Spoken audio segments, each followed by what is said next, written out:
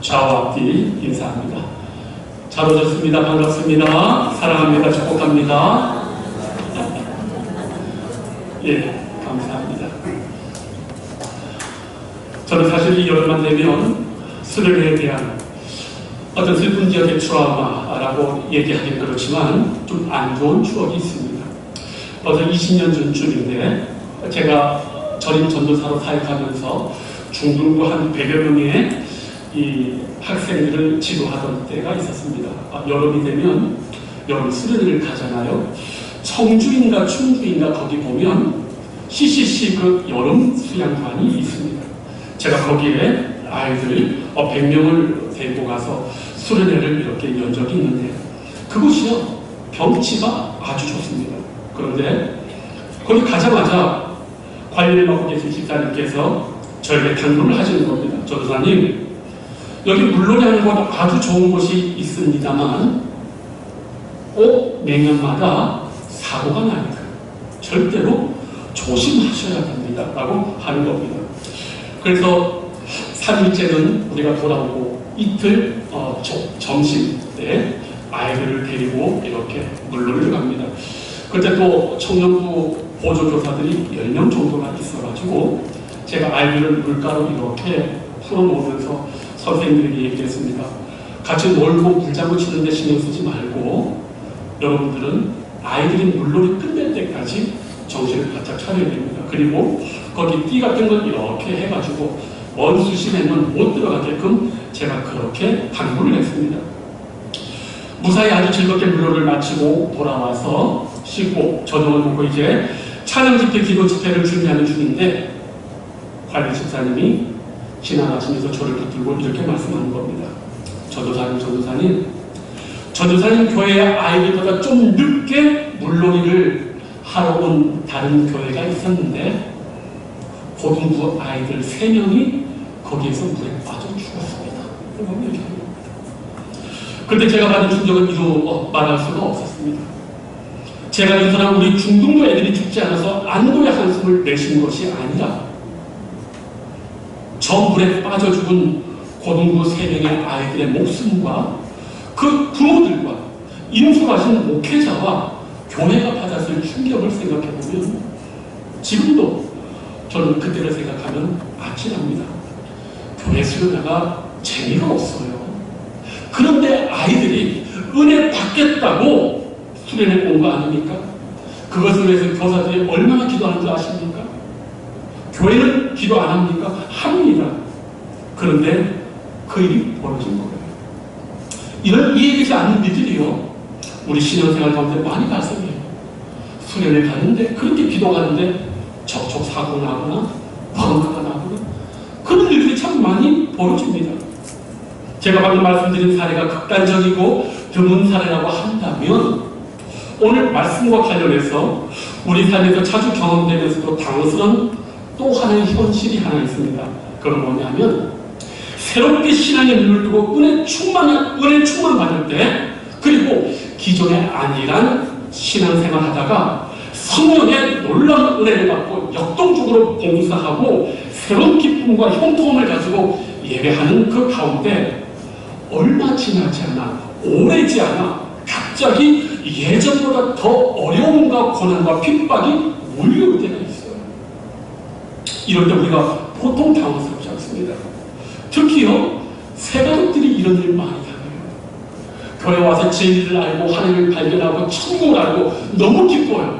그런데 갑자기 주위에서 핍박과 어려움과 고난이 몰려오게 되는 거예요. 성도들도 이런 일을 경험하면 당황스러워합니다. 근데 우리들 그런 생각해요. 이거 왜 이러지? 왜 축복과 기쁨보다는 괴로움과 고난이 더 많을까? 더 큰 헌신과 봉사를 하나님께 드리고 더 열심히 신앙생활을 하는데 갑자기 그러하지 않을 때보다 더 큰 어려움이 우리에게 몰려올 때가 너무나 많이 있어요. 그때 우리가 적잖이 놀랍니다. 과연 이 현상을 어떻게 받아들여야 될까? 오늘 말씀이 사실 그런 현실에 대해서 우리에게 성경의 빛을 우리에게 보여주고 있어요. 오늘 두 사도들이 바로 이런 일을 겪고 있습니다. 지금 사도들은 강력한 성령의 역사를 지금 이 초대교회의 성전에서 이루어 그런데 이들에게 일어난 일이 뭔지 아십니까? 오늘 보십시오. 4장 3절에 그들을 잡으매라고 얘기합니다.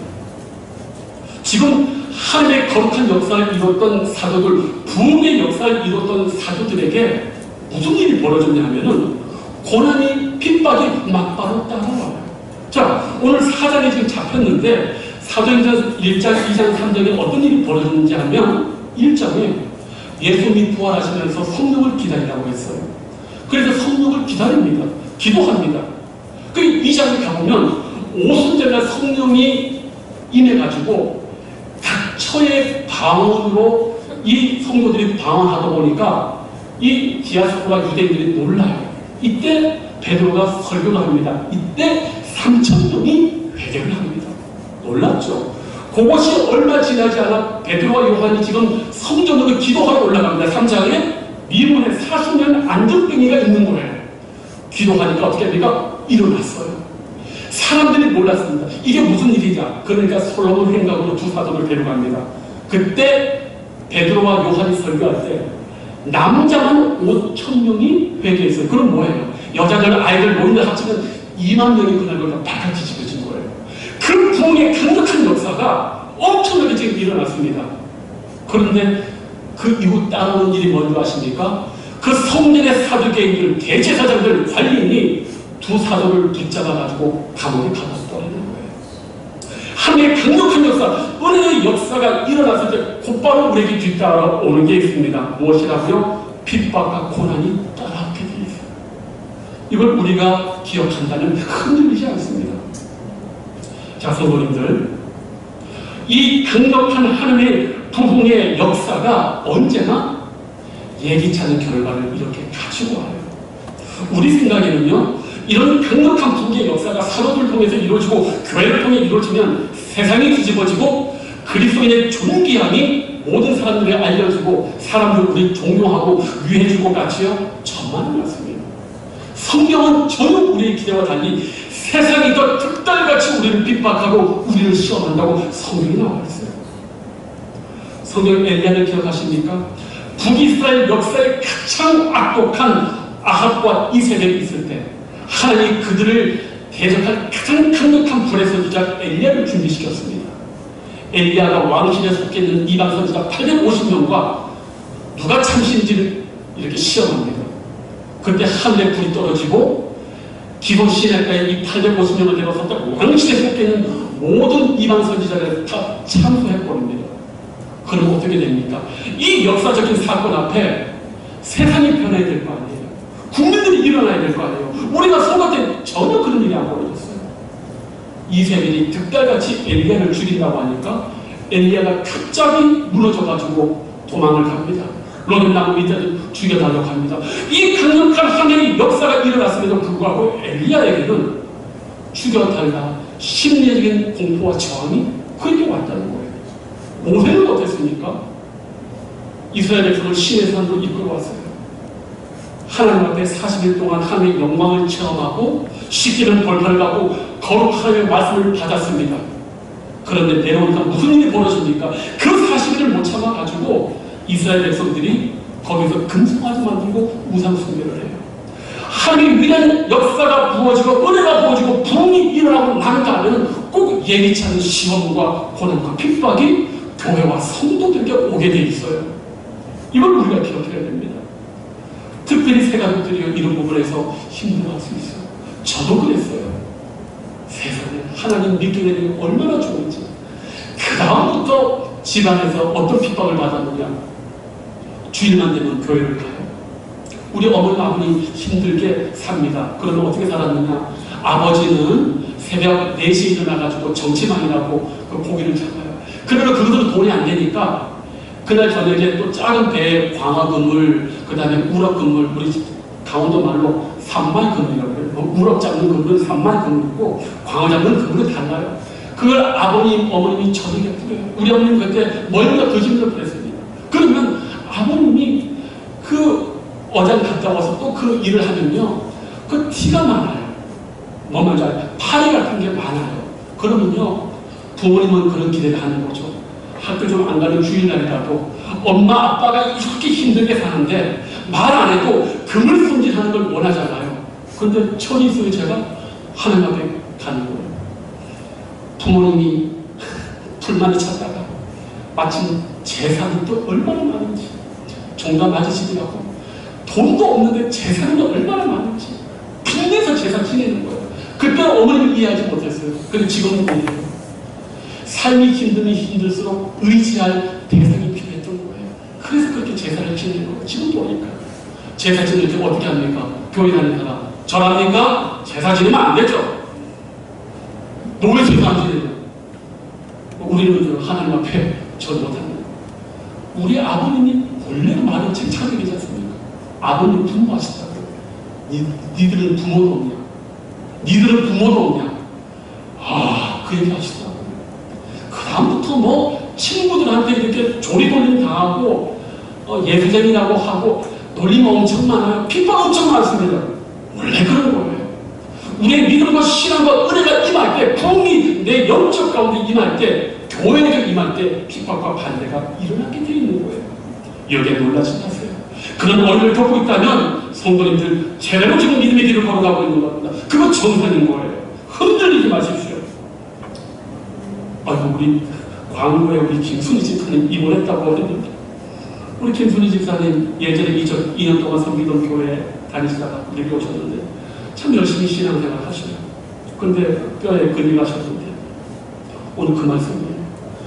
열심히 신앙생활 하면은 그런 고난이 있어요. 오늘 못 오실 줄 알았는데 그래도 예배 참석하고 오셔서 감사합니다. 성도님들, 특별히 세가족분들 더 큰 열심과 은혜 받을 때, 기쁠 때 고난이 따라온다는 거 기억하십시오. 흔들리지 마십시오. 제대로 믿고 있는 겁니다. 자, 이제 다음으로 살펴볼 것이 있어요. 그러면 도대체 왜 이런 고난이 따라올까? 그 이유가 뭘까? 오늘 성경이 이렇게 얘기하고 있어요. 4장 2절에 보니까 예수 안에 죽은 자의 부활이 있다고 백성을 가르치고 전함을 싫어한다. 예, 여러분이 성령의 충만을 받고 은혜 받고 진리의 빛단에 거하고 하나님의 자녀가 되면 그 다음부터는 세상이 여러분을 자동적으로 이유 없이 미워하게 돼 있어요. 이게 성경이 정확하게 말하고 있습니다. 네, 세상이 미워합니다. 우리가 하나님의 자녀이기 때문에, 하나님의 백성이기 때문에 성령의 사람이 되면 갑자기 우리에게 아주 젠틀했던 주위 환경과 사람들이 갑자기 돌변해 버려요. 왜? 그들 영혼 안에 있는 어둠의 영이 반응하는 겁니다. 갑자기 우리를 미워하게 돼 있어요. 성경은 그것을 요한복음에 이렇게 얘기를 합니다. 너희가 진리에 속했고 너희가 빛의 자녀가 되었기 때문에 어둠과 악한 영에 사로잡힌 자들이 적대감을 드러낸다고 이야기를 해요. 그렇죠? 내가 주님을 더 깊이 믿고 의지하면 그 옆에 그저 설렁하던 사람들, 그 영혼 깊숙이 어둠에 있던 사람들이 드디어 좋게 반응하잖아요. 왜 꼭 그런 식으로 살아야 되냐? 왜 그렇게 티를 내냐? 그렇게 얘기합니다. 성도님들, 이것이요 영적인 반응이에요. 세상은 결코 이런 사람은 좋아하지 않습니다. 반기지 않아요. 이것이 근원적인 이유예요. 그래서 요한복음에 이렇게 주님이 미리 말씀하셨어요. 세상이 너희를 미워하면 너희보다 먼저 나를 미워한 줄 알아. 그렇죠. 우리를 미워하는 게 아니에요. 우리 안에 있는 예수 그리스도 성령을 미워하게 되어 있는 거예요. 너희가 세상에 속하였으면 세상이 자기의 것을 사랑할 것이다. 너희는 세상에 속한 자가 아니오 도리어 내가 너희를 세상에서 택하였기 때문에 세상이 너희를 미워한다. 예, 여러분이 진리에 속해 있고 주님의 말씀과 은혜 충만을 할수록 여러분 주위에 여러분을 핍박합니다. 어둠에 속한 자들 좋아하지 않아요. 기뻐하지 않아요. 또 한 가지, 오늘 이 4장 2절에는 중요한 우리가 미움을 받는 이유가 또 표면적으로 나와 있어요. 여기 보니까 사두개인들이 말합니다. 예수 안에 죽은 자의 부활이 있다고 백성을 가르치고 전함을 싫어했다. 놀랍게도 진리를 이 사도들이 전하기 때문에 성전의 제사장과 사두개인들이 싫어하는 거예요. 무슨 말입니까? 우리가 하나님의 참된 진리를 전하면요 어둠이 이렇게 반응을 해요. 진리에 대한 거부감을 드러내요. 자, 근데 여기 보면은 이 사두개인들이 참 아이러니해요. 사두개인들은 주로 그 당시 성전의 대제사장들의 문중이 사두개인이에요. 사두개인이라는 말은 여러 여론이 있지만 다윗 시대에 사독 대제사장의 그 이름에서 여론했다고 보는 게 보통 일반적인 견해예요. 어쨌든 이 사두개인들을 이루는 전체 모든 사람들은 성전에서 예배를 집전하고 말씀을 가르치는 대제사장과 제사장 가문입니다. 언제나 하나님을 예배하고 말씀을 가까이 하는 사람들인데 이 사람들이 진리에 대한 거부감을 드러내는 거예요. 예수라는 이름을 싫어하고 부활을 싫어하는 겁니다. 이유가 있어요. 왜? 이 사두개인들은 모세 오경 외에는 그 이후의 성경의 말씀을 인정하지 않아요. 모세 오경의 말씀만이 항구적인 진리가 있기 때문에 그 이후에 나와 있는 말씀의 신학의 사상들을 다 그들이 거부해버려요. 뭘 거부한다 하십니까? 영혼, 죽음 이후의 삶, 부활, 천사와 귀신 다 거부해요. 그래서 사도 바울이 산헤드린 공회원에서 재판을 받을 때 딱 보니까 바리새인과 사두개인이 딱 방으로 나눠진 걸 보고 부활이 쟁점된 걸 알아요. 왜? 바리새인들은 부활을 믿습니다. 그런데 사두개인은 믿지 않아요. 이때 바울이 여러 바리새인 분들이요, 내가 우리 조상의 부활을 믿는 거로 고난을 당한다니까 산헤드린이 갑자기 바울을 잡아 죽이려는 마음이 갑자기 분리될 겁니다. 예, 이들은 그 알량한 지식, 그저 모세 오경만이 하나님의 말씀에 그 알량한 자기들 지식에 갇혀가지고 하나님이신 예수 그리스도를 잡아주고 그 제자들의 사도들의 부활의 진리까지 거부하는, 그런 진리를 거부하는 자들이었어요. 성도님들, 우리가요 진리를 전하는 사람들은 거부하고 싫어합니다. 그래서 이때 당시의 기록을 보면 이 사두개인들이 상당히 무례했다고 오만했다고 얘기해요. 모세 오경에 국한해서 자기들만이 진리를 가지고 있다는 오만함 때문에 이때 당시에 백성들이 한 사람도 이들을 좋아하지 않았어요. 성전에서 예배를 집전하고 희생제사를 들고 말씀을 가르치도 불구하고 일반 백성들은 이 사람들을 신뢰하지 않았어요. 이게 바로 그런 부분이에요. 성도님들, 진리를 가지고 있고 진리를 전할 때 세상 사람들은 우리를 좋아하지 않아요. 그때 여러분 제대로 된 길을 걸어가고 있는 거예요. 그래서 성경 말씀을, 그래서 그럴까요? 말씀을 이렇게 많이 배우려는 사람들이 많지 않아요. 저는 그것이 늘 마음이 아픕니다. 예수님이 요한복음 마지막에 빌라도 앞에서 무슨 이야기 하는지 아세요? 진리 얘기하셨어요. 진리 얘기. 근데 빌라도가 그런 말 합니다. 진리가 뭐냐? 진지하게 물어본 게 아니에요. 빌라도가 기가 찬 거예요. 지금 곧 십자가에 못 박혀 지금 죽을 사람이 진리 얘기하니까 이 베드로, 뭡니까? 빌라도가 묻는 거예요. 진리가 뭐냐? 진지하게 묻는 게 아니라 기가 차서 진리가 뭐냐? 우리말로 하면 진리 같은 소리 한 번. 지금 죽기 일보 직전인데 진리 같은 구름과자 먹는 이야기 하고 있는데 그 얘기 하는 거예요. 그러나 주님은 죽는 순간 앞에서도 진리를 이야기하셨어요. 진리를. 성도님들, 세상이 왜 우리를 미워한다고요? 진리를 전하기 때문에. 예수 그리스도 외에는 구원자가 없고, 그분 외에는 천국에 갈 수 없고, 하나님 외에는 우리를 구원할 자가 없다는 그 진리의 말씀을 세상이 싫어하기 때문에 우리가 미움을 당하는 거예요. 믿습니까? 그렇다면 그 얘기 안 하는 분들 미움 안 당해요. 증거하지 않고 전도하지 않는 사람들 미움 안 당합니다. 만약 지금 우리의 삶이 평안하다, 문제없다, 돌이켜보셔야 돼요. 제가 자주 가는 곳에 하도 예수님 얘기했더니만 거기 좀 밥을 잘 안 먹으러 올 것 같아요. 그래도 얘기하자고요. 그래도 당신은 하나님 믿어야 된다. 당신은 주님 믿어야 된다. 우리는 그 선포하셔야 됩니다. 저는 오늘 이 말씀 보면서 하나 더 말씀드리고 싶어요. 오늘 이 사두개인들이요, 우리에게 시사하는 바가 커요. 이 사두개인들이, 이 사람들 지금으로 말하면 교회 안에 있는 사람들이에요. 누구나 열심을 가지고 있는 사람들이에요. 그런데 이 사람들이 지금 사도들을 미워하고 있어요. 왜 미워하는 줄 아세요? 이들이 진리에 관심이 없어요.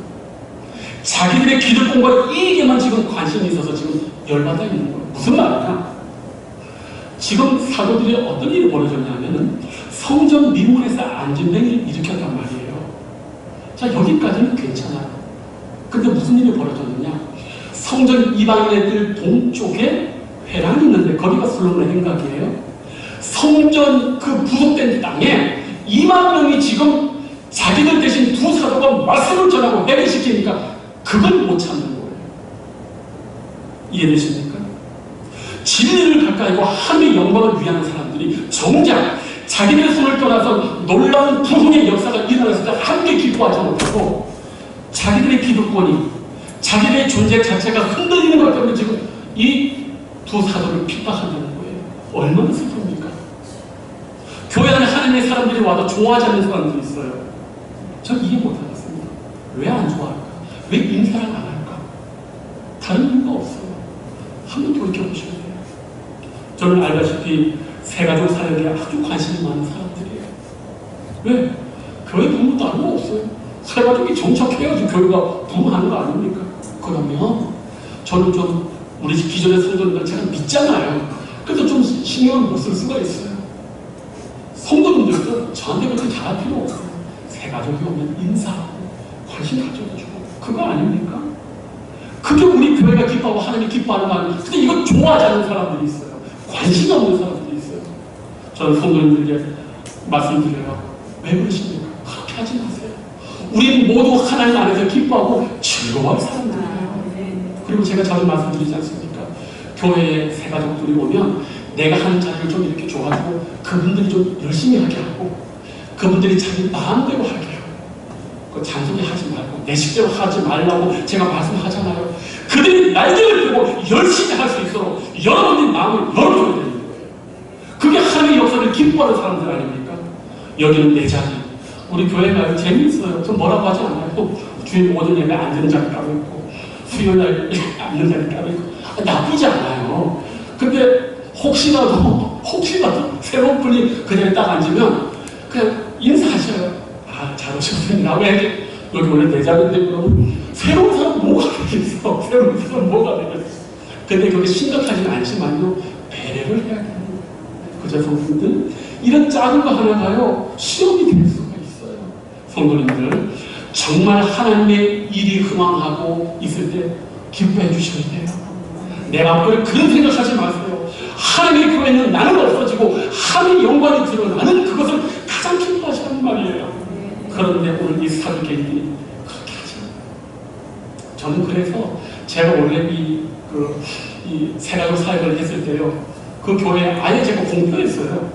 우리가 그때 지하 1층이 본당이고요. 밥 먹는 데가 4층이에요. 그러면 축도 딱 끝나면 목사님하고 장로님들이 엘리베이터를 타고 1층에 가서 이렇게 인사를 해야 되지 않습니까? 그러면 제가 얘기를 해요. 목사님 장로님들 먼저 타고 나머지 새가족 남자 걸어가라고. 그래서 새가족 갈 때. 그리고 우리 교회 그 교회에서는 1년 동안 새가족은 왕자와 공주기 때문에 면책 특권이 있고 모든 엘리베이터 다 뭐든지 첫 번째예요. 그러니까 얼마나 놀라운 줄 아십니까? 명절날이 됐는데 명절날에서 쫙 빠져나가잖아요. 근데 비도 왔어요. 그런데 남아있는 사람들의 70%가 우리 새가족이었어요. 그때 성도들이 깜짝 놀랐어요. 그때 정말 거짓말 안 하고 새가족 정착률이 80%가 됐습니다. 지금도 저런 거예요. 성도님들, 제가 다른 말씀 드리고 싶지 않아요. 우리는요, 정말 하나님의 일에 관계해서 내 기득권과 이득을 버리고 어떻게 하면 교회가 영광스럽고 하나님 기뻐할까? 요것만 좀 생각해 주시면 좋겠어요. 성도님들, 그런 삶을 열심히 살 때 무슨 일이 벌어진다고요? 우리가 세상으로부터 미워함을 당하고 악한 어둠의 영으로부터 미워함을 당하지만 그것이 제대로 된 길을 걸어가고 있다는 사실. 거기에 우리 성도님들 힘을 내시고 이 모든 고난을 잘 이겨내시고 더욱더 성령 충만하고 담대한 삶의 사람으로 거듭나시길 주님의 이름으로 축복합니다. 기도하겠습니다. 아버지 하나님 감사함을 드립니다. 하나님, 부흥 이후에 예기치 않은 결과들이 많이 도출됩니다. 많은 세상과 사람들로부터 존경받고 박수갈채 받고 싶지만 그러나 부흥 이후에는 예기치 않게 세상에 속한 어둠에 속한 영들이 하늘의 사람들을 핍박하고 고난으로 이끕니다. 주님, 그때 흔들리지 않게 해주시고 더욱더 기도하고 성령 충만하고 하나님 담대함 속에 살아갈 수 있도록 주님, 특별히 우리 믿음의 새 식구들 한 분 한 분 축복하여 주시옵소서. 감사하고 예수님의 이름으로 기도하옵나이다. 아멘.